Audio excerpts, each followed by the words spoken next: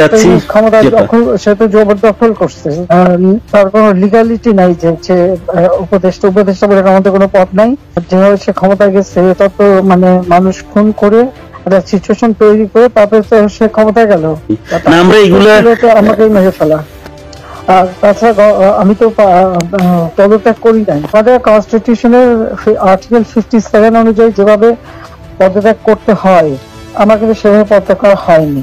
জি, parliamentary সিস্টেমের নিয়ম হচ্ছে যে আমি যদি রেজিগনেশন সাবমিট করি, যতক্ষণ পর্যন্ত মেম্বার্স অফ পার্লামেন্টের ভিতর থেকে মেজরিটি অন্য কেউ যদি মানে অনুমোদন পায় তাহলে সে হবে প্রাইম মিনিস্টার।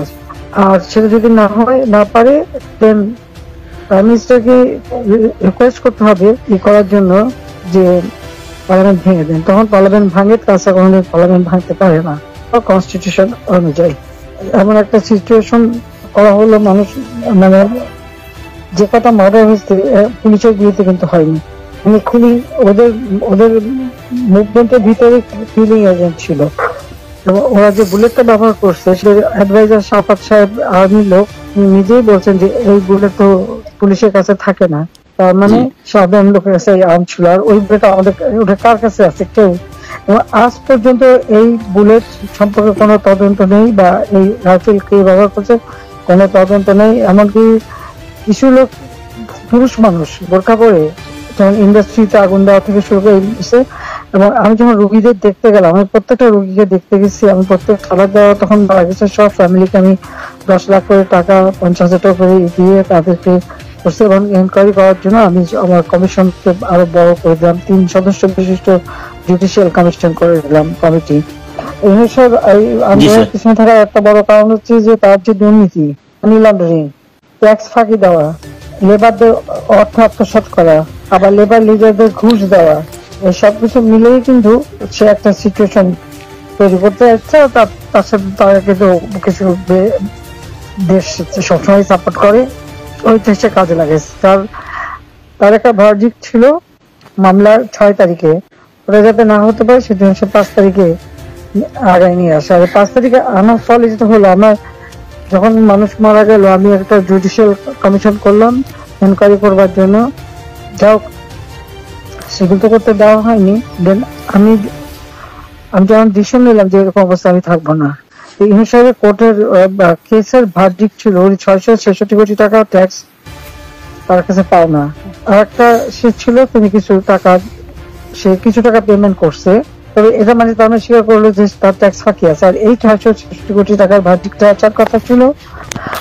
আর গ্রামীণ ব্যাংকের এ পর্যন্ত যে টাকা 26,000 কোটি টাকা সে মানি লন্ডারিং করে বিদেশে নিয়ে যাচ্ছে, এটা অডিট রিপোর্টে বের হয়েছে। ওই ভার্ডিক্ট গুলি মানে ওটার উপরে তার বিরুদ্ধে কেস। সে কিন্তু ওই জন্য 6 তারিখে যারা 5 তারিখে নিয়ে আসলো। আর 5 তারিখে নিয়ে আসার ফলে আমার পক্ষে তখন এমন ভাবে চারিদিকে লোক, আমি দেখলাম যে এখন যদি ফায়ার ওপেন করে আমার এখানে সিকিউরিটি, তাহলে শত শত লোকের লাশ পড়বে।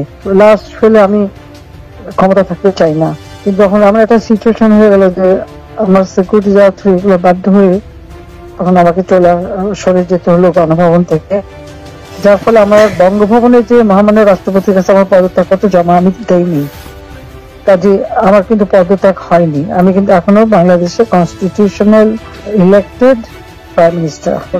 উনি কিন্তু তারপরে যখন মানে খুঁজে বেড়াচ্ছে ফলস ছবি দেখালে আমি সই করছি, সেটা হলো আমার ভিজিটিং বুকের সই।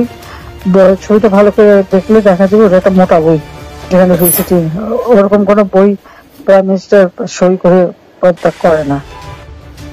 আর আমার সেই চিঠিও কেউ দেখাতে পারছে না। এটা ইলিগাল লোক, সে পাসপোর্ট ক্যান্সেল করে।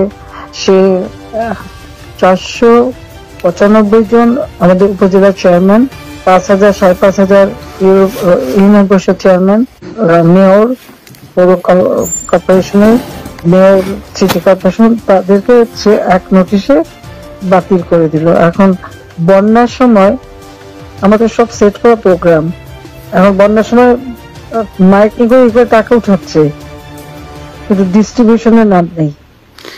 এটা করে যাচ্ছে, এর কোনো ইনকোয়ারি নাই, এর কোনো বিচার নাই, কিচ্ছু নেই। প্রায় 1,200-র উপরে টিচারদের অপমান করে যে ইউনিভার্সিটির প্রিন্সিপাল এই বাচ্চাগুলিকে কিভাবে করে দিয়ে তাদেরকে অপমান করে স্কুল শিক্ষকের গাছের সাথে বেঁধে রাখে।